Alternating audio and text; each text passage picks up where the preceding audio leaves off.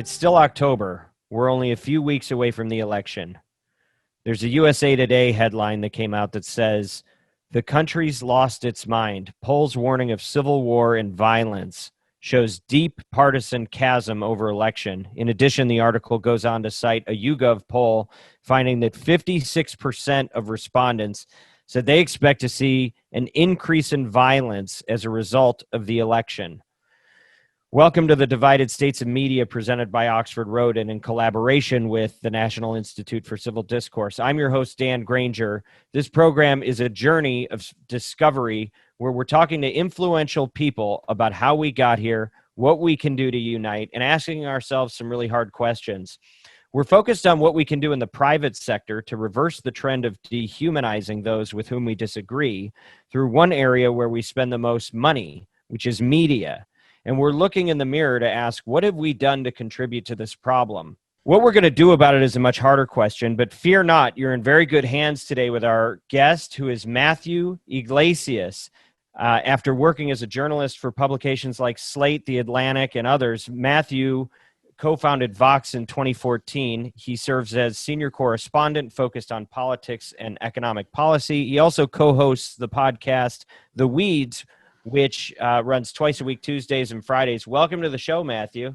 Really glad to be here. How's it going? Really good, really good.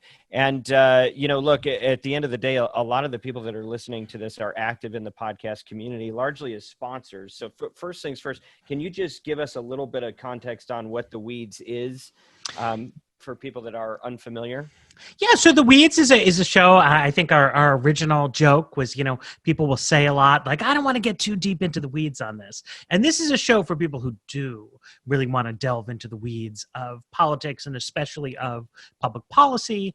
And, I think we recognize that it's not the number one sort of sexiest way to design a show, but there is such a crowded space around some of the more kind of obvious concepts for a podcast that we get, I think, a really large share of the audience of people who really want to dive deep and, understand how CBO scoring works, understand what the candidates' proposals really amount to, dive into the details of legislation, that kind of thing.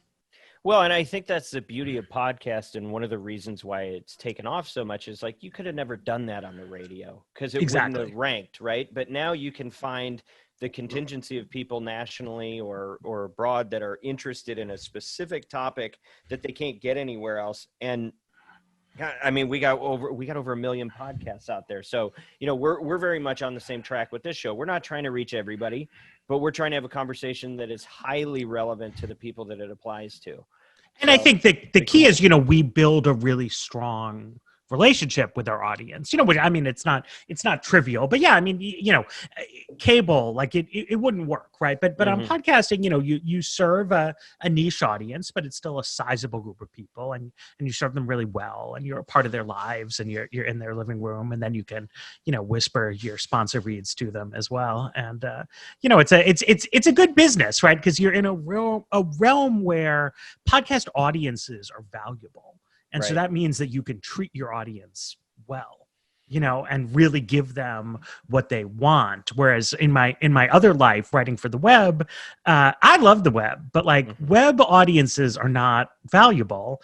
And so web audiences often do not get treated that well. There's a lot of clickbait headlines and, little weird boxes, click this, click that. And it's as a journalist, it's depressing to me. Whereas the podcast connection is much more vibrant and kind of nice. Well, we were able to build a business around that. But, the thing that's beautiful about the topic that we're really focused on here is, this theme that we keep running into, that this country just doesn't do nuance well. Particularly right now, when there's so many sound bites and tweets to make a big deal about, that nobody really wants to take the time to look under the hood. And so I applaud you for going the other way and giving us, a place so that people can actually be thoughtful and kind of go into that other gear where they do nuance, where they take things in context. I think that's very important. We try. Okay, so you got a book out right now. Let's also touch on that. I think it's important. So 100 billion Americans. What in the world? 1 billion Americans. 1 billion. Oh, why did I write 100? Well, that shame would be on me. that would be crazy. 100 billion Americans, we'd all be living literally on top of each other. It'd be like a 7-story chicken I farm. like it. You're making me seem very moderate. Well, 1 billion. I It's thought you plenty. were hedging a little bit. Let's think bigger. I wrote 100 billion. The dream. Tell me about a billion. Okay, 1 billion Americans.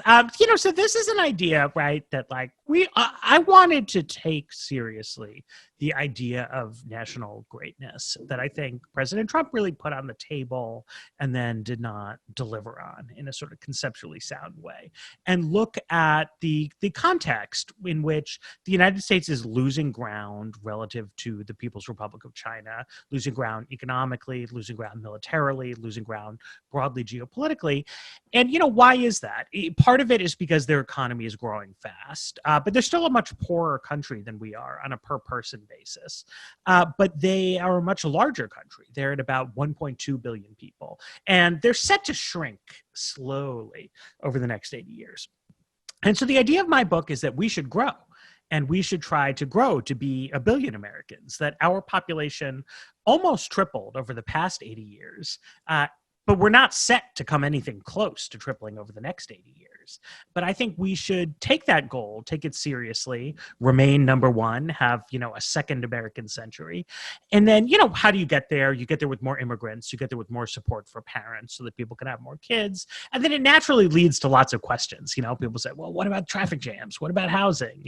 All this kind of stuff. And then the book tries to answer that. Because one thing I found there's a lot of different kinds of books, but the kinds of books that people like me, my friends, my colleagues write, sort of current affairs books, they tend to sort of give you like 9 chapters, like trying to lay out a problem. And, you're going to be like, oh, Yeah. And so by the end, you're like, all right, we really got to do something about the salamanders. And then the last chapter is this just like really brief and kind of unconvincing, like, well, let's take it seriously. So I wanted to do the opposite, right? Like the idea that America should be number one and the idea that China has a large population, I think are like it's so clear. Like you don't need to belabor the point. Is there bipartisan and then I can really acceptance of this? Does everybody agree on that? Well, that's what's interesting. You don't hear any politicians question it, right? Nobody is out there saying Trump, Biden, there's a lot of disagreement happening in this election. You think? Neither of them is saying, okay, here's my plan for America to be number 2. Here's how we're gonna here's how we're gonna learn to deal with it, right? So this is just like one of these things. It's like an unstated common presentation of our political culture, but at the same time, we're not doing anything to sort of make it true, right? So, like to the theme of this show, right? What I wanted to do, I have opinions about partisan politics, and I have opinions about abortion and gun control, and a million things that the Democrats and Republicans disagree with. But what I wanted to think was like, okay, what's a topic that politicians aren't fighting about? Right. Mm-hmm. And it's not that everyone agrees we should have 1 billion Americans. Mm-hmm. And it's not quite that everyone disagrees either. It's that nobody in the partisan political system is addressing in a serious way the question of like, how is America going to stay on top? And so then I laid out a theory of how we can and what the solutions are that grabs from a lot of ideas that I've picked up over the years as a kind of center-left policy person, but that I think connects with a lot of themes that are more present on the right in America today, not absent on the left, but more strongly felt on the right and national greatness, to put something together that my fondest hope was that like the book is not boring, that you can pick it up, you can learn something from it, that people of all kinds will find some parts of it to be sensible, that I can have conversations with other people where I don't know until we actually start to show up, like what they're going to think about it. So that's my dream. There's like so much media these days about politics is so tedious. But I actually think politics is interesting, and like, so I wanted to write something that was interesting. Yeah. Well, and look, we're marketers here, and we're dealing with a lot of marketers. And one of the things that is compelling about the book is the way that you have presented it, because you think about, we're now at the end of the first term of a president that ran on building a wall. And here you are on, showing up on the Ben Shapiro show and Glenn Beck's program, identifying as center left with a concept, and people are going, hey, this is a good idea. Yeah, we want more people. And you're actually finding common ground. So talk about the marketing strategy in your own head that must have led to this positioning, because you've done a very clever thing and probably a very good thing that a lot of people could learn from. Well, I think in politics, but I don't think politics is unique in this regard, right? There's values that operate at a high level, and then there's specifics, that operate at a kind of lower level. And what so many people do in the political process is they kind of start with their positions, right? And then they start building a kind of defensive network of values around the positions to sell them to their own community, right? Because what people are really trying to do is get on the agenda, get in the party platform, something like that. And they're not even bothering to really try to reach out to people on the other side, which is fine. I mean, anyone who's a marketing professional, it's like, your first question is like, what am I even trying to do here? Right? Like, who am I trying to sell this to? And by and large, like, people on the left don't try to sell things to Republicans, and people on the right don't try to sell things to people on the left. So I wanted to say, like, let's not do that. I think, like, let's be more interesting than that and look at some things that I take conservatives at their word, that they think family is important, that they think America is important, that they think patriotism is important. And then, are there ideas, like, is what Donald Trump has been doing actually making America great? Is it giving us strong families? Is it giving us the kind of thriving communities conservatives say they want? And I don't really think, that it is. But I take those values that are important to conservatives seriously, and I want to try to show why, some centrist ideas, some ideas from the right, but a lot of ideas from the left can help fulfill those kinds of things. And then I want to challenge people on the left to get a little bit out of our trenches and silos and, desire to kind of speak to ourselves or act like very sort of like edgy intellectuals, and connect with sort of normal mainstream ideas and values. And like, so, right, like Joe Biden gives a speech, like he stands up surrounded by little American flags, right? And nobody finds that surprising. Right. But in progressive circles, that's considered like, maybe okay for a politician to do, but it's like too schlocky for a writer to like actually say that like America is good. Like, come on, like that's for the rubes. But I don't think it is, for the rubes. You're a true believer. So I've got stars and red, white, and blue on my cover, and some people don't like it. But like, you can be honest and realistic about the problems of American history and still see that this is a country that is a tremendous land of opportunity that, tens of millions of people all around the world like want to move here, and they do all the time, but that we need to take advantage of that rather than seeing it as a threat the way Trump has. Well, one of the things and we're going to go deep into polarization today, but, one of the things I think about a lot is America as a brand, right? And I wonder, with so much infighting that's dominating the news and all of our time and attention, is it becoming less attractive? Like, how attractive is it to come to America versus every other country in the world, just purely by number of applicants? I mean, I think this pandemic has taken a big hit on our prestige because, compared to Japan and Germany and China, sort of other biggest countries on the world, we just have not handled it that well. And I think that Trump's way of talking about immigration as this kind of threat that he's concerned with. You don't think that's very all-inclusive? I don't think it helps, but even he has a rhetorical mode where he will be like, look, we want we want the best people, and it's actually on the policy level. He doesn't deliver on that, So like I was on Glenn Beck's show and he was like, look, President Trump is just talking about illegal immigrants, blah, blah, blah. And I said, it's true. Usually that's what he talks about. But like he's actually made it much harder to get a student visa. He's made it harder to get it's called a practical training visa for like you graduate college and you want to do an internship somewhere. He's made it harder if you're a high tech worker for your spouse to get a visa to come with you. And of course that makes it a less attractive place, to do business, a less attractive place to come to. And it also, it takes away from, as you were saying, our brand, right? Like, right. Which I think is very important.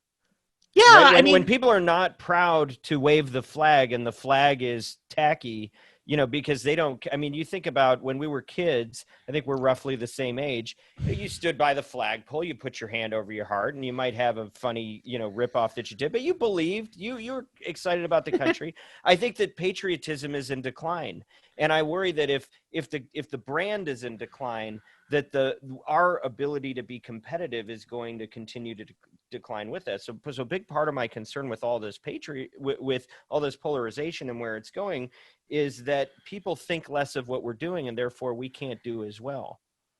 Well, and it's bad for the symbols of the American nation to become coded into partisan politics, right? I mean, part of the idea of America, of course, there's always been discrimination and prejudice and different kinds of problems here. But, part of the idea of America from the beginning, right, of 13 colonies coming together is some were Puritan and some were Quaker and some were Catholic and some were Episcopalian, but it was going to be one country together. And, in retrospect, we look at those 18th century divides and we say, it's a bunch of white guys. But it was deeply felt at the time that this was a very diverse, divided people. But so we were going to have civic institutions that you could go to your different churches on Sunday, but we were going to have civic institutions that brought us all together as Americans. And over time, it's been possible for people from Ireland and Italy, people who are Jewish, people who are Black, people who are Latino,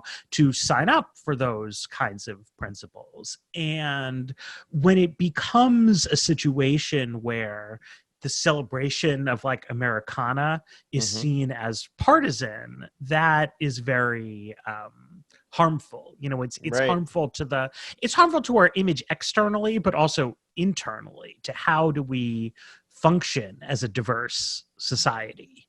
It requires us to feel these things, I think, a little bit more deeply. In Germany, I know because of obviously a different history there, symbolic patriotism is a little bit that's not held so in low esteem over there. Yeah, well, they've got some baggage they're working through still. These things take time. But the definition of Germanness is always held much more sort of closely there, right? And so it became a question when all these refugees from Syria came, right? Because it's like, okay, if you're going to live in Germany, like you have to become German. And so like, how do you do that, right? And it's tougher. Whereas in the United States, it's like, we know, right? It's like you learn the Declaration of Independence and the 13 colonies and why we have this many stars and this many stripes. And there you are, like you're American. And it's, it's important. It's an important part of what makes this country work. Do you have any stats off the top of your head about how the application rate has changed? And maybe not just specific to the pandemic, but just recently, are we the most sought after place to come to? We still are, but we've seen since 2016, since Trump really burst onto the stage, we've seen a decline in student visa applications, and then a sort of further decline as it's tightened up more. How much are we talking here? It's been about a 50% fall down in terms of those kind of applications, which has been, a lot. Now we're fortunate. I mean, we still get a lot of H-1B applicants. That's for the sort of guest worker visa things, we're more constrained by how many people we let in and by how many people sort of want to come here. But what they've really shown in sort of Pew does these global surveys, about like leadership, and, all kinds of people around the world now say that they look more to China as a sort of responsible leader. And that's really not good. Because, that's maybe an understatement. Yeah. The Chinese government, I don't quite know how to say this. Like, I don't want to sound like a demagogue, but they're actually quite bad. They have, they're running basically concentration camps in Xinjiang. They've like totally cracked down on Hong Kong. But what people are reacting to is, so in the city of Qingdao, they had a dozen COVID-19 cases over the weekend. And so they've announced a 5-day program to test every single person in a city of 9 million, to sort of clamp down on the virus. And that is a kind of efficacious governance that the United States is not delivering, right? And it's making a lot of people look at us and say, is this a country that knows what it's doing? We're screaming at each other about the Supreme Court. Well, that's complex, because then you have the question of, do you want them kicking your door down saying, no, you must take this test and you must take it? I don't, but but what I do want people to do is say, like, okay, there's things in America that are working well. Right. That we are having a society that is not anarchic, but like is open and tolerant, right? And like where people have freedom, not where we have, people look at the news and they see, police officers killing people, protesters burning down buildings, counter protesters running them over with cars. Like that's not an appealing vision of like human. That's not a united country. It's also not what we say when we say, like, okay, nobody's kicking down your door in America. Yeah. It's like it's a free country. Like we still want it to be a functioning country where people have confidence in the authorities to do the right thing. Yeah. Okay. So bottom line is we are becoming less attractive, at least in our present state, to the outside world. In terms of coming in. So this is not only an ambitious proposal you've kind of put out there, but it's also one where we're not even moving in the right direction right now. We're declining, it sounds like. Yeah, on a number of levels, where aspects of our governance are declining, our politics is becoming increasingly ugly in a weird way, not like deep disagreements about principle exactly so much as just sort of nasty fights. And the sort of biggest picture in the book is we're just declining in relative economic terms, some of which is just because the Chinese economy is growing, which is great. Like it was a super poor country for a long time. They've grown fast. Poverty has declined. It's a good thing. But for as long as anybody's been alive in this country, we've been like the number one power in the world. We've been the top nation, the big dog, and we are losing that status. And that is bad. I think it's going to have practical and symbolic repercussions that we will regret.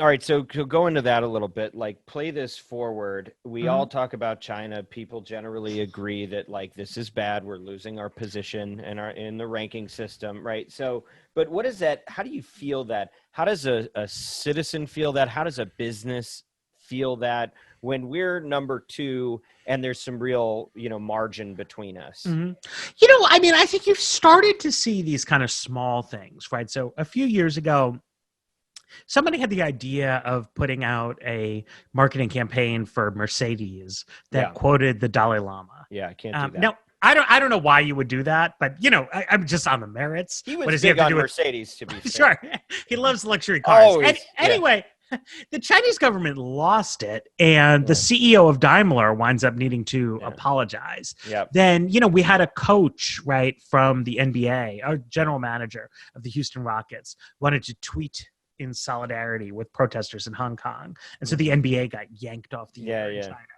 There was a great report from Pen America about how Hollywood studios essentially let the Chinese government censor their movies now. Not just censor sort of what airs in China, but it's censored globally to get access to the Chinese market. And, anyone who's a practical business person understands that, like, I don't think anybody in the West likes these ideas.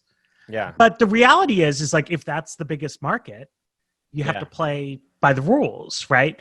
And as America has been the biggest market for so long, and we do some bad things in the course of history, but we don't do that particular kind of thing. So nobody has ever really had to think about it in such a hard way. But where does it go next, right? From, right now, Disney is censoring movies to suit what China wants. But what happens when they start saying, ABC News can't cover certain stories in certain ways, right? What happens when that happens? So Universal is also Comcast, also NBC, right? When that becomes a leverage point for them, or Google for a long time stayed out of the China market because I think the founders had a personal, emotional sort of aversion to it, but eventually they got to get in. It's shareholders, and you got to play by those rules.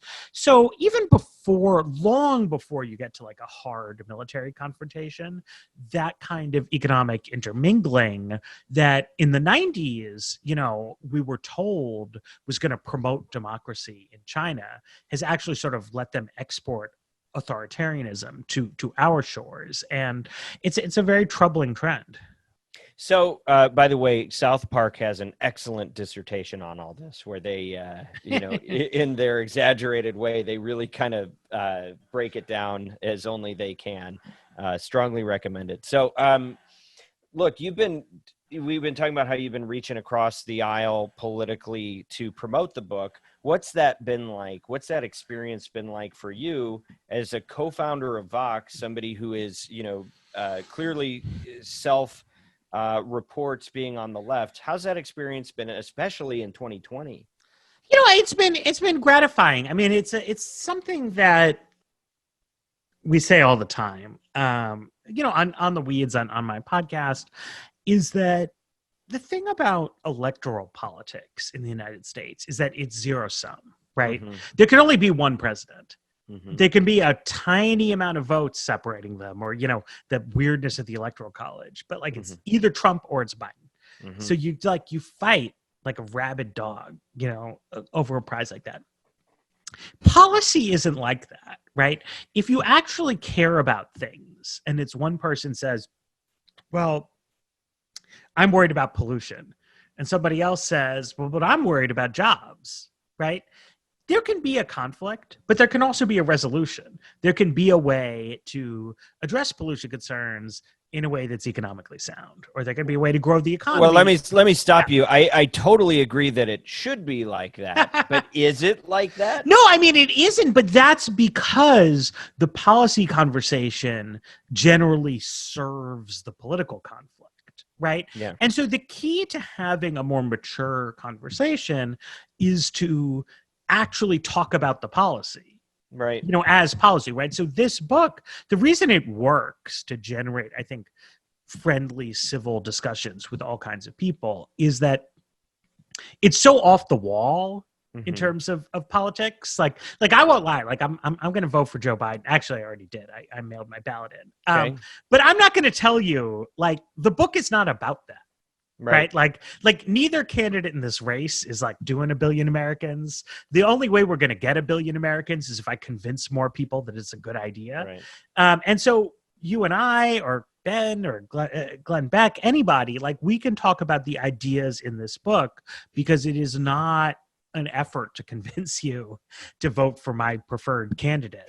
Did it change your perception of what's possible in the hostile climate that we're working in? I mean, it underscored to me how much we suffer for letting politicians dictate the terms of the conversations so you feel that we have with each other. You feel like this is the polarization. You think that the politicians are kind of public enemy number one in terms of causing that.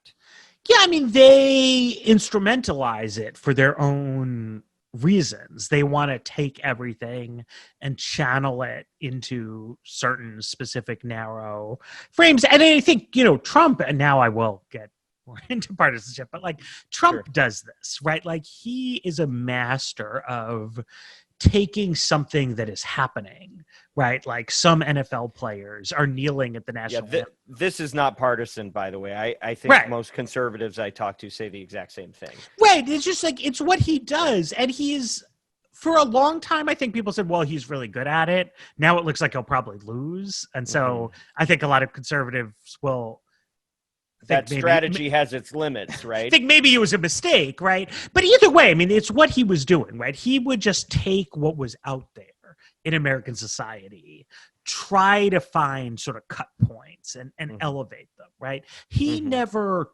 attempted what George W. Bush, who I thought in the end made some terrible errors.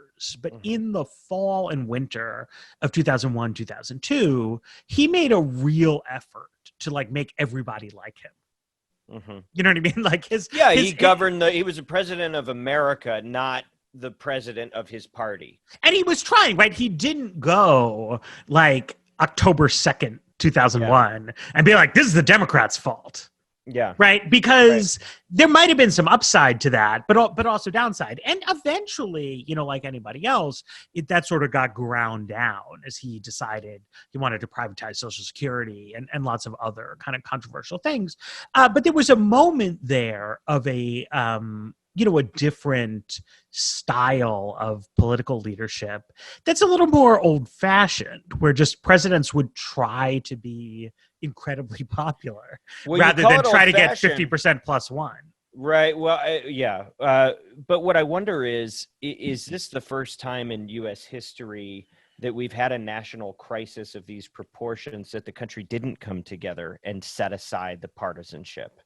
I mean, it's been unusual. It's very unusual that this has gone full blast partisan politics all the time. And obviously we can see like it has not worked well. This is not, and particularly in the states where they have divided government, right? So, like in Wisconsin right now, there's no like strategy for public health. What you have is the Republicans in the legislature suing the governor constantly. Because it's like no bills are passing. The governor's doing emergency measures. The legislature saying, no, you're not allowed to do that. And it doesn't work. It's like everybody knows, like you can't govern the state on that kind of basis. And so we're just not, and it's not great. Yeah. So why is it so hard for other journalists to do what you've done here and really go into the lion's den and talk policy with people that are on the other side? Why is that so rare? Because I feel like that was precious what we saw with your book promotion. We don't see a lot of that. I don't think it's hard necessarily, but you need to want to do it. Yeah. And I think a lot of people are just more comfortable being in their alley, all the time, right? They don't want to sort of put yourself out there and say, like I'm actually going to try to convince some other people, because if you do that, like it might not work. Right. Well, I think, this is like something people say about, like relationships, but I think it holds for journalism too. It's like, you have to make yourself vulnerable to achieve certain kinds of things. If you go out like guns blazing, like F you, like I'm gonna mow down all your people, and then they come back and they're like, your book is trash. It's like, well, yeah, right. Like that's what it was, right? But if you just to try to write something that will be persuasive, you run the risk that like they won't like it anyway. And then you're going to feel sad, right? You're going to feel embarrassed. You're going to, and so there's a real fear of failure. You say like, well, like why bother? Like I could just do, a lot of people have done books whose thesis is Donald Trump seems kind of nutty. right? Mhm. And you know there's a market for that, and you Right. know there's people who are going to call you an asshole for it, and it's like it's safe and it's easy, and I just think it's a little dull, but unfortunately, you know, a lot of people sort of like to be safe. Well, yeah, and I fear that that's the problem. I mean, I think I heard you talking about it in another interview with somebody where you said something like, "Look, you have to prep harder. It's harder to do the prep for the interview when you're talking to the other side because you don't know if it's going to be friendly or not." Right? Is that Yeah, no, I mean that's true. I mean, it's, you know, you got to be ready. And, you know, and there's different ways interviews can be unfriendly, right? Mhm. You know, it's always good to get like tough questions. You know, I went on Tyler Cohen's podcast. He's not like a super partisan guy, but he's a really tough questioner. He asked me hard questions, Mhm. but it was friendly. You know, he wasn't out to try to make me look bad.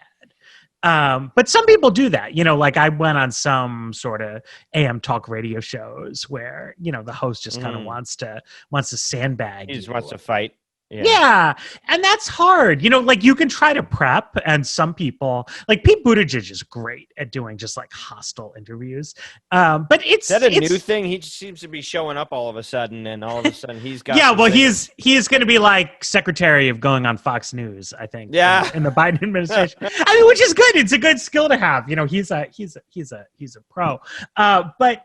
But that's different from like it's. I have incredible levels of disagreement with Ben Shapiro, and I think a lot of his shows are uh, pretty slippery. But I was fortunate; like he does these Sunday specials where he tries to have serious conversations with people, and he chose to have a serious conversation with me. You know, Yeah. and so I did some work. Like I tried to write a good book. I tried to have a good interview, but it was Mhm. also, you know, just to my benefit that like he wanted his audience to have an informative conversation and not just listen to people yell at each other, which is good. You know, like people would like, I hope, would like to listen to like good content that you can learn something from and not just kind of a mess. I mean, I don't know what people watch, what people get out of some of the primetime cable shows Right. that seem popular on there. I Well, mean, I tune into them. they get first of all, you know, they get fear, and they get to feel righteous indignation. They get to be told that they're right to feel superior on both sides, and they get to be told that what they're thinking is right, and it hurts to think. Right? You don't have to Yeah, think as hard, right? Isn't that no, kind of and it's background, you know, to your life, right? It's like you're doing the dishes or something, and you don't want any hard ideas out there. But still, you know, it's anyway, I don't think it's interesting to do that kind of work, you know. right? Well, and I hope that that's not just because you're super smart. I hope that enough other people want that too, because I think the world, the country needs to see more people like you engaging with people on the other side, actually talking about problems, but maintaining some civility in the process. Because you know, right now we've got this incentive structure where whether it's online or on cable news or on radio or podcast, whatever, you do better when you do things that are more emotive. You do better when you get rewarded for getting attention. We have this attention economy, and so everybody does things for attention. But look at what it's doing to our country. And is either Yeah, side actually helping, right? So right. what's the And price for that? well, you know, I mean, it's very, you know, a lot of those social media dynamics have not been, I think, very healthy for, Right. you know, public discussion or even just for the people who participate in it. And to be honest, like I fall prey to it too. I mean, one of the things that's nice about a book is it gives you an opportunity to be the sort of most considered version of Oh yourself. yeah. Whereas Twitter is like the opposite. It's like, you know, the other day, it's like I went to the hardware store and the line was taking forever, and I was like feeling kind of antsy because I got my mask on, and somebody else was maybe standing a little too close, and like I'm there on my phone, and I'm like, like let's get mad, right? Yeah, right. And a book is just nice, right? It's a very different. You get to walk some of that back. Well, but that's kind of what's hard, is experience. that's more people, I think, are spending time consuming the low-hanging fruit, which is just primal and whatever the hell pops in your head. And that's really, and that's one of the reasons we're doing this show, is to try to explore how do we change the incentive structure so that we're not just continuing to race to the bottom in communication and destroy each other in the process, which I think we're all a part of. Yeah, I mean, I think that's exactly right. And everyone who participates, like me as a journalist, like we have to be thoughtful about what because you can say, okay, well, I have incentives, so I do whatever. But I've always had incentives in my life, right? I mean, when I was in college, the career services office would tell me like I could get paid more if I went into consulting than if I tried to be a journalist. But like I wanted to be a journalist, right? Yeah, yeah. And like I didn't want to be a journalist so that I could be like the worst possible version of journalism to get clicks. Like I wanted to be a journalist to be a good journalist. Right. And so I owe it to myself to be accountable on that front. But the same thing is true for the people who work on the technology platforms that have become so important to how media functions. And I do think one issue there is that a lot of people went to work, for Twitter or for Facebook or something like that, purely as engineers. Right. They didn't think, oh, I have this or we that. were going to spawn revolutions in countries and overthrow governments because of their algorithms. Right. Or then they wanted to think that it was a kind of very simplistic, you could believe in like divine coincidence, right? That the platform that maximizes engagement will also be the platform that like helps people build connections with each other. And like, that's just not true, right? Like it could have been true, but I think it's like now clear that there are certain kinds of trade-offs, and that optimizing for engagement leads you into some dark kinds of terrain. And Mark Zuckerberg's talked about this. Like he had a good graph where he's even showing it's like whatever you ban on Facebook, it's like you still get a huge spike of activity that's like just short of the ban. But that to me means like, they owe it to themselves to have a slightly deeper rethink of what it is they are doing. Because I think if you went back to 2003 and you told those kids in the dorm, this thing you're working on is going to be like a bomb. Yeah, you're making an destroys society. Yeah, right. So they could have done something else with their lives. You know what I mean? Like there's a lot of different. The Web 2.0 was a very open space. Like there's a smart, talented, hardworking people.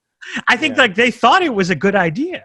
Like they thought, well, people will really like this, and it's going to make them happy. And you're going to be rich, but it might destroy civilization. Right? Maybe. But I and it's a lot of responsibility to put on somebody, right? Because it's like everybody in the business world is like you're trying to make products that people will like, right?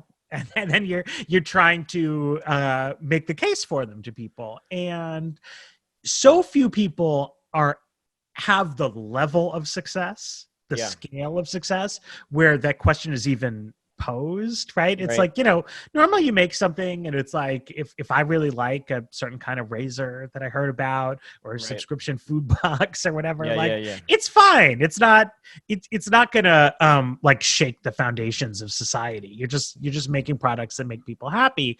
But they were so successful, like beyond anybody's wildest dreams, that it wound up having implications that kind of transcend, entertainment.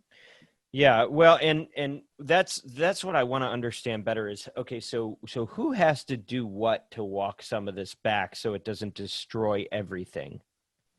It's like everybody has a part to do, right? I mean, I think politicians need to not stop doing politics, but like aim higher. Like I kind of wish like if every presidential candidate going forward would try to score a landslide win, Like try to get 60%, right? Yeah. Don't settle for 50. Like Yeah. go big. Like that would help in a way, right? Like Yeah. get politics a little calmer. Journalists, like all of us in my line of work, we've got to like get up in the morning and, you know, when we're having our coffee, think like, why did I get into this? Like what am I doing here? And then what am I going to do today that fulfills what it was I was doing there?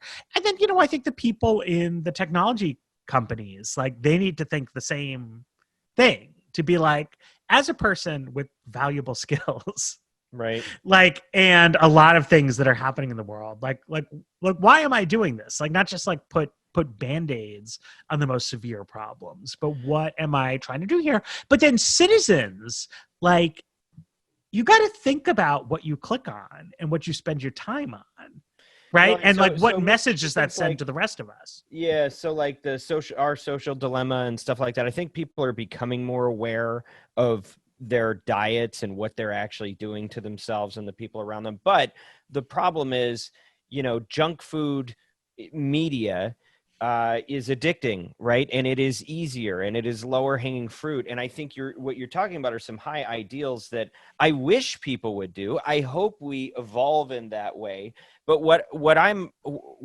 as I think about this issue, what I think about a lot is like, how do we move the carrot? How do we change the incentive structure? And, you know, I wonder what your take is on things like stakeholder capitalism. And if the sponsors, you know, none of this media exists without advertising, and being in the advertising business, what I think maybe something we can do is start to, in the same way that we're being more mindful of climate, of supply chain, and how workers are treated, like if we could fold the way that we talk to each other as citizens into what it actually means to do stakeholder capitalism, to take care of your community, that could be very profound if we start rewarding more of what you're talking about. Because if the money favors everything that's going on right now, I don't know how that changes. Yeah, absolutely. I mean, if I think about what I know of traditional analog journalism and how it worked, and my mother worked in the magazine industry for years, you know, so I knew it well when I was a kid. And the belief at the time was that most companies did not want to be advertising in the Weekly World News or the National Enquirer. They wanted to advertise in a respectable, high-minded seeming newspaper. And that was the reason why. I mean, you wanted to get readers, right? I mean, the clicks game was not unfamiliar to the old print giants, but you wanted advertising. And the advertisers wanted to be in something that would reflect well on them.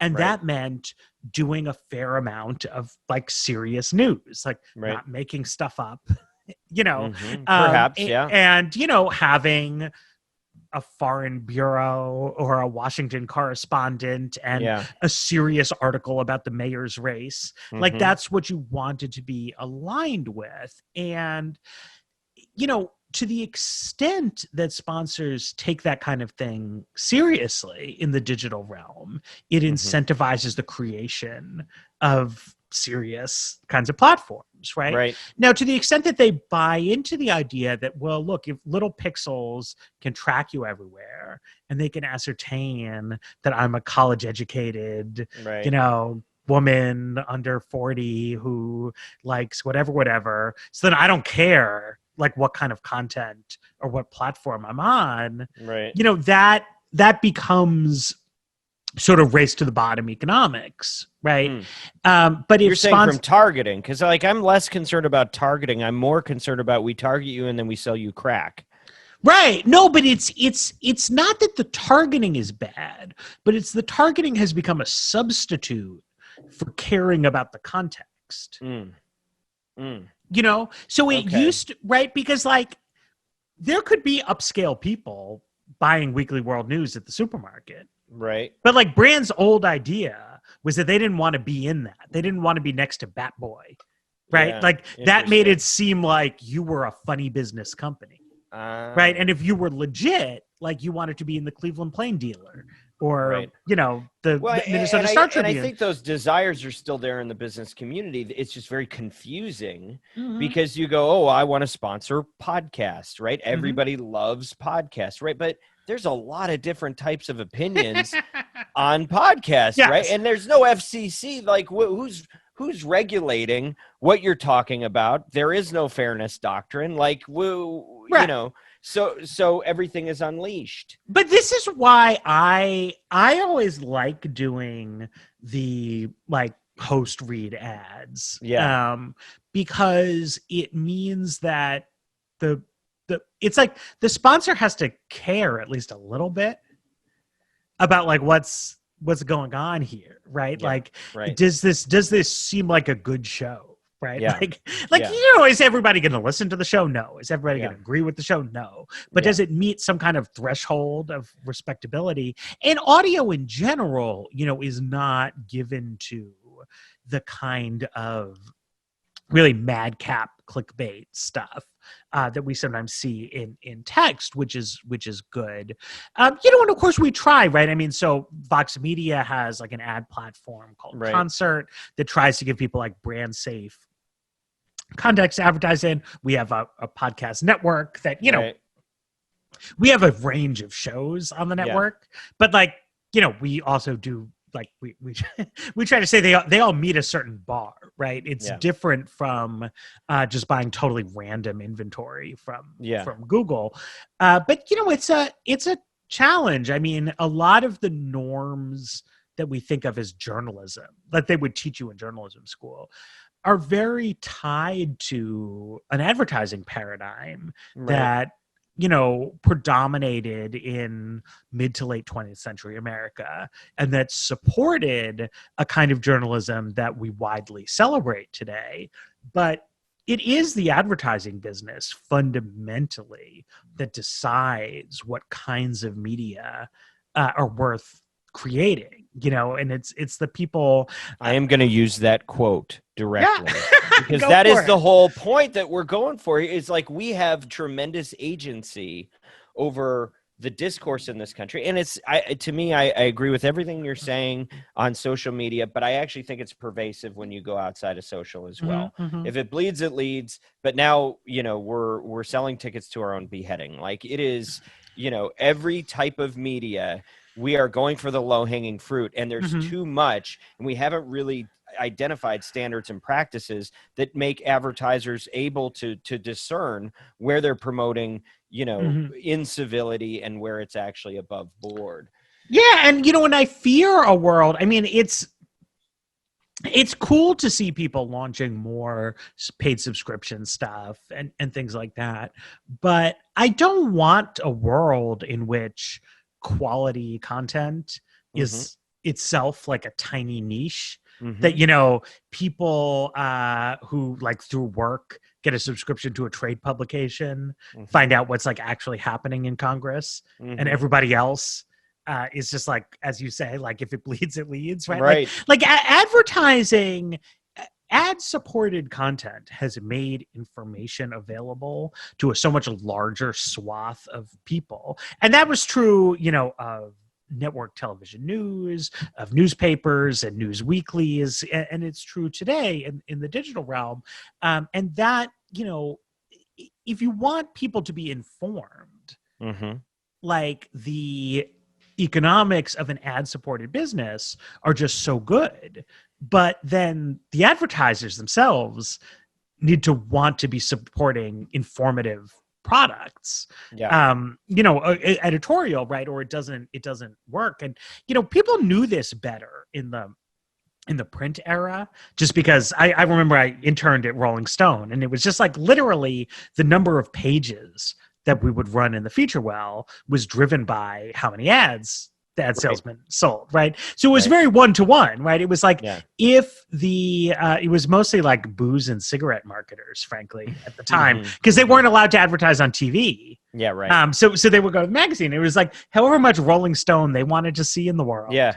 That was how much you got, right? And if they decided they didn't like that product anymore, then it would just go away. But it's true. And even though in digital, we don't manage the inventory in that exact same way, Yeah. like it still follows, right? If people are out there saying, look, we want more unifying discussions that make people feel like we have a lot in common as a country, like we could make more like that. Like, Yeah. we're pretty good at ginning stuff up as content creators. Yeah. We just need to make media great again. I think that's the issue. Listen, this is a fabulous conversation. I got a few other topics that we got to go through in addition to the unsolicited advice game. I got to talk to you about cancel culture and the Harper's letter. Okay. I mean, this is important stuff.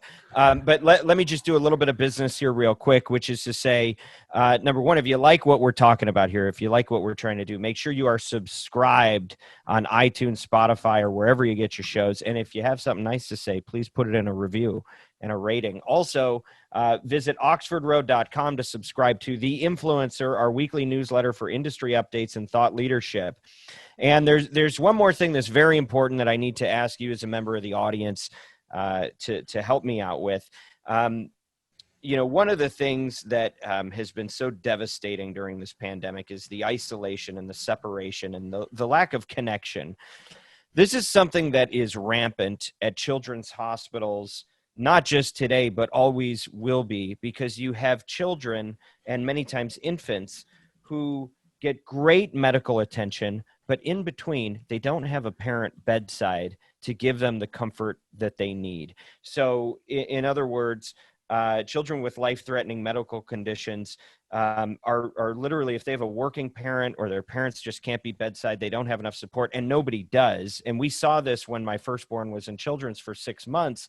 You just can't be there 100% of the time. Well, there are volunteers who want to come in and hold these children. What they never have money for is somebody to manage the program and put them together. So somebody to vet, train, screen, schedule the volunteers. So my wife and I created something called the Koala Corps, which is a conduit to raise money for children's hospitals, specifically to solve this problem. We don't touch any money. We have over $100,000 raised so far, and we're getting very close to our goal. And we want your help. So if you would consider this cause, please go to koalacorps.com. That is spelled KOALACORPS.com, koalacorps.com, and give what you can. Okay, back to our conversation with Matthew. Thank you for everything that you've been doing. It's time to play the unsolicited advice game. So are you ready to give your opinion to a bunch of people that have no interest in hearing it? Yes. Okay, perfect. I love this. The first one, here's how we set it up. We figured out how many seconds would a tweet amount to, and we figured a maximum tweet length is about 20 seconds. So we're going to give you 20 seconds on the clock to just give a very short soundbite of advice that these people need to do to help heal the country in the way that it's so bitterly polarized. The first person is somebody you've heard of called Donald Trump. On your mark, get set, go. Admit that you made some mistakes and say what you learned from them. That's good advice. Okay, Joe Biden.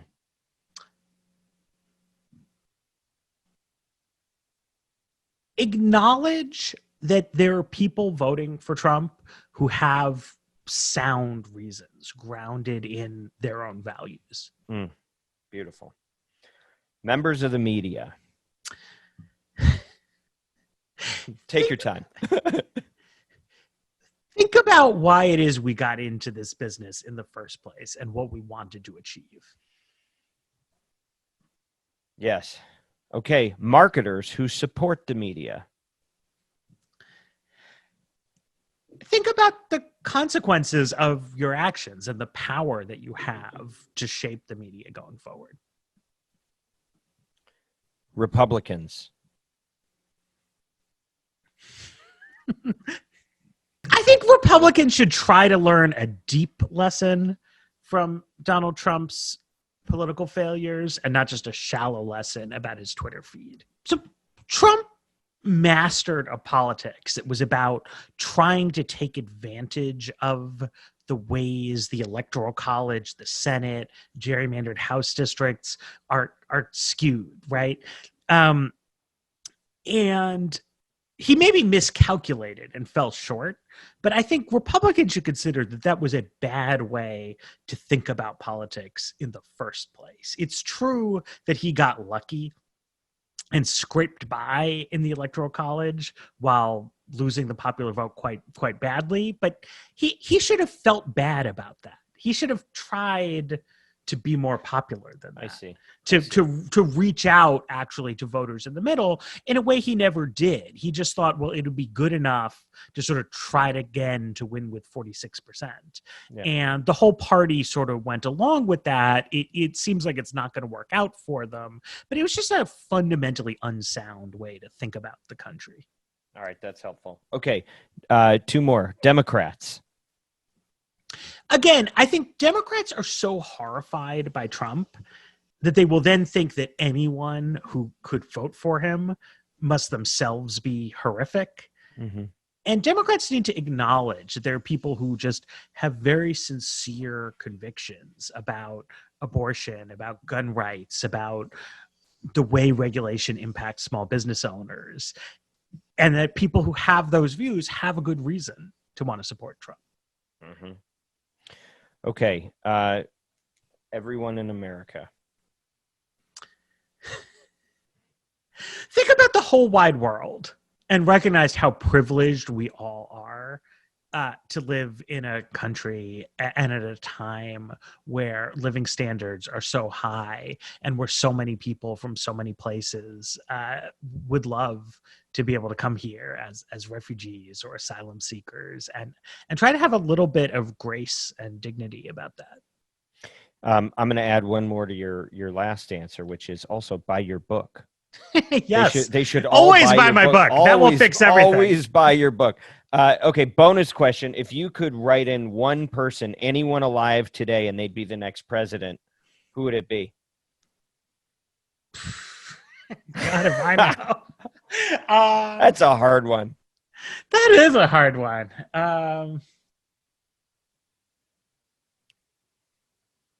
I have a boring answer to this, right? Which is like, right. I really do think politics is for politicians. Mhm. Biden was not like my first choice in the Democratic primary. But I don't, it wouldn't be so far off. Like, I think maybe it should be Cory Booker. But like, I think that the art of electoral politics is a good one, and in certain ways, like a noble one, and that political office should be held by people who embrace it and are enthusiastic about it. I think there are a lot of Americans that would kill for a politician, a slimy, fake politician who knew how to make people feel better about themselves, no matter which side they were on, right? Yeah, well, because that's the thing, right? I mean, trying to butter people up and listen to what they want and get the garbage picked up and stuff like that. Like, it's really Sounds not. like you care. It's really not the worst thing in the world. Yeah. We've gotten, though, very like derogatory about politics in a slightly odd way. But that's because we've come to think of like the real politics as what we see on primetime cable. Like Fiorello LaGuardia said, like there's no Republican or Democratic way to clean the streets. Which maybe it's true, maybe it's not true. But like the point was, like people wanted the public official just like this is like, it's like, what's up in your community? Like, what's the problem? Like, are the streets too dirty? Is the playground broken? Like, can we fix it? Can we do something? And that's politics. Yeah. So, okay, I'm going to ask you another one that's going to be impossible for you because there's probably just so much, but I really like to understand people's media consumption diets. What do you subsist on outside of when you're researching a specific topic? Like, what do you do to get information? It's not that unusual. I mean, I read the New York Times. I read Vox where I work. I read the Financial Times to sort of understand economic stuff in a little bit of a deeper way.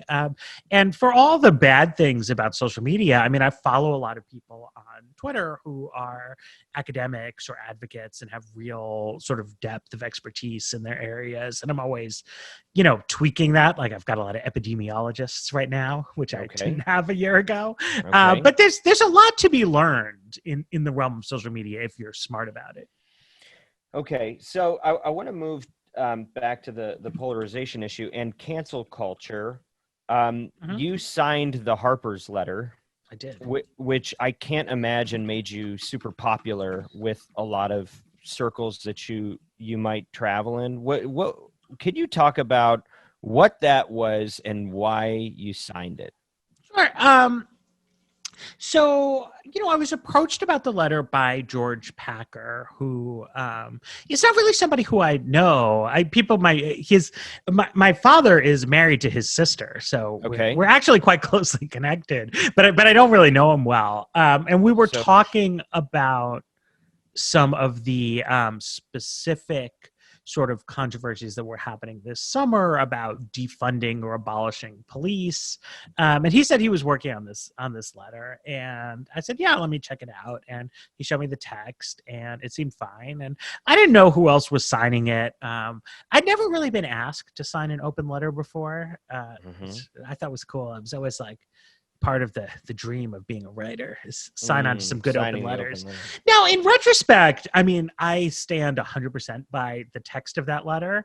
Okay. It turns out, though, that the experience of signing a joint letter is not quite as exciting as I had hoped it would be, because it's like people get mad about your co-signatories, and there gets to be like a lot of discussion flying around where you don't get to speak for yourself.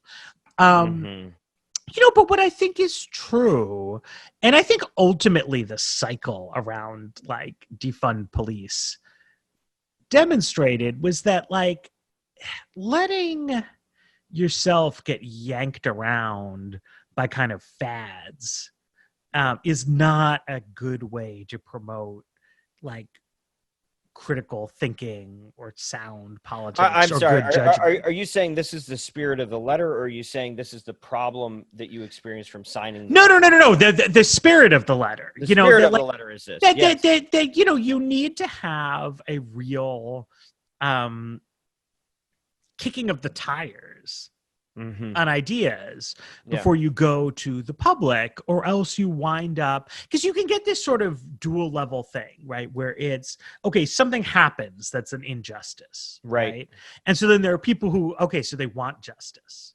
Right. And so then what do they say on a specific level? They say, okay, X, Y, Z. And so then it becomes commonplace to say, okay, well, the way you signal to the world that I stand for racial justice is that I'm using like defund police hashtags. Right. And anyone who disagrees with that idea must be against racial justice. Right. And that's how you wind up with a very kind of half-assed policy debate, where it then just like turned out that it's like, most Black people in America don't think that's a good idea. People want more accountability from police departments, but also African Americans suffer from disproportionately high crime rates. And they want better service. They want to be treated respectfully, but part of being treated respectfully is like people try to solve crimes when they impact you and your family. And it's just more complicated than sort of hashtag activists would have made it out to be. And that was obvious to anyone who like bothered to engage with the substance of the topic. But there was a moment of pressure to just sort of conform. So you mentioned the concept of cancel culture several times that comes up in here. That's not like it's not a word that I use, because I think it's a little bit hazy and ill-defined and can be opportunistic. But there's a mentality of wanting to just sweep disagreement under the rug or not be rigorous about specific things that, I just think is ultimately harmful. It's harmful to political movements to have the kind of the thought process that, that everybody should be timid and conformist.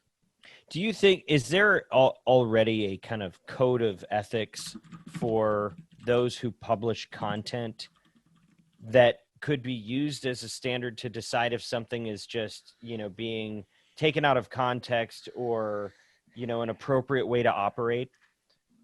Because I'm really trying to think tactically here about how we start to clean some of this up. Because I agree with you. It's the same problem. It's we don't do nuance. So you can slap a label on something. You can take a quote and you can attack somebody and their economic livelihood. And we're in the middle of this all the time because we represent advertisers who get peer pressure from a media matters or whatever, who's got a very specific agenda. Yeah, I mean, I think that's it would be great if there could be like a mutual disarmament pact of some kind. We'll be like, look, like I am not going to take an ambiguously worded sentence and then hang my whole criticism on the least generous possible interpretation of it. Because I think that's a lot of what happens in social media. Like I try to stop back and think and be like, okay, is the person really saying the thing, the quote unquote horrible thing that you're saying he's saying? And you look at it and be like, it could be. Like your interpretation isn't crazy, but it's not the only one, right? Right.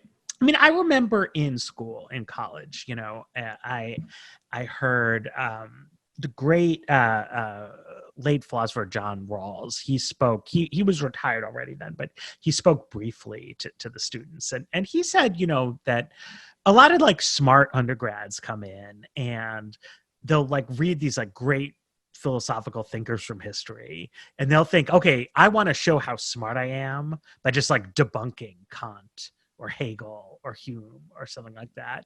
And his advice was like, why don't you try calm down and like learn something from them instead? You know what I mean? And say like, okay, what if I assumed there was something worthwhile in this book and tried to interpret it that way? Yeah. Right. Like, and you know, there's something to be said. I mean, obviously random people you meet on Twitter are not Hume in terms of their level of accomplishment, but still it's like, okay, is there a generous reading of what this guy is saying where it is challenging me instead of me just dismissing him? Yeah. Or if I think it's not worthwhile, if it doesn't make sense to me, can I just let it go? Yeah. You know, like, why do I need to object to what I say somebody else said? Right. Like why? Like, what's the point? So we're coming to the end here. Have you seen the media bias chart? Yes, I have. Yes. What do you think about that? Is that a helpful? You're not so sure. But full disclosure, we're actually partnering with them so that advertisers can have a better sense of, because right now we've got nothing. Like, what do you have to know? Right? I mean, it's not compared to nothing. Yes. Like, it's definitely something. You know, I have some questions about it, but it's I think a good.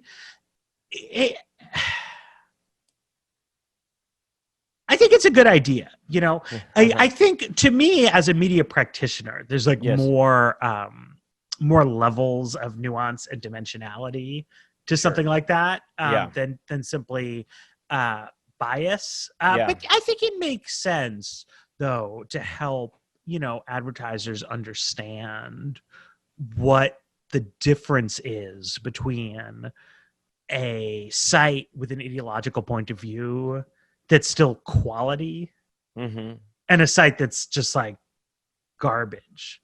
Right. For one reason or another. Because I think it's good. I think it's inevitable in a more diverse media landscape that we're not going to be doing like straight down the middle, like Walter Cronkite style media, right? Yeah, but that's impossible now. Right. But you want to still say there's such a thing as quality, right? That can be like understood separately from, well, do I agree? Right. With these people and find ways to encourage that. Well, what I'm finding helpful is it's the first thing I've come across that starts to give you a language to be able to even have the conversation because, look, it's early days, but till now, we don't really have a third party that kind of looks at it and doesn't have a specific political interest to help you understand is something being helpful or not. And so my last question for you is really, when you look at the problem of the polarization in this country, is the problem really that people are getting further and further toward extreme positions, or is the problem the way in which they do it and the dehumanization of the other? Yeah, I mean, I don't think we are necessarily gravitating toward extreme positions. It really is what you said. It's the conceptualization of people who disagree as an enemy to be defeated, rather than it's just a fact of life that in a pluralistic society, people have different viewpoints and different values, and we should try to see if we can make progress, right? The most unhealthy thing in politics is the idea, in an election, right? One side wins, the other side loses, and you hope your side wins. But in the great struggle of ideas, there's not going to be a vanquishing, right? Of like people who are more religious and traditionalistic in their worldviews. It's like what are we going to do? Right? Like we need to make decisions about things, and what can we do together? Yeah. Okay, well, listen, you've been very generous with us and with your time and fascinating discussion. Matthew, any final plugs? Of course, buy the book, and it is not 100 billion Americans. That's my book that comes out next year. Yours is 1 billion Americans. But any other ways that people can support you or... check out the podcast, The Weeds. Find me, Matt Yglasias, on Twitter. And of course, buy the book. That's really the most important thing. It is indeed. Okay, and of course, this show is dedicated to the notion of e pluribus unum, out of many one. We believe that we can work through differences without deepening divides and value welcoming perspectives that are different from our own. Thank you for joining us as we embark on the long road to national recovery and sustainable discourse. As always, if you found this helpful, please subscribe on iTunes, Spotify, or wherever you listen. And thank you to Kyle, Bianca, Jennifer, and the team at WIT for making this happen. We have a republic. Let's try to keep it.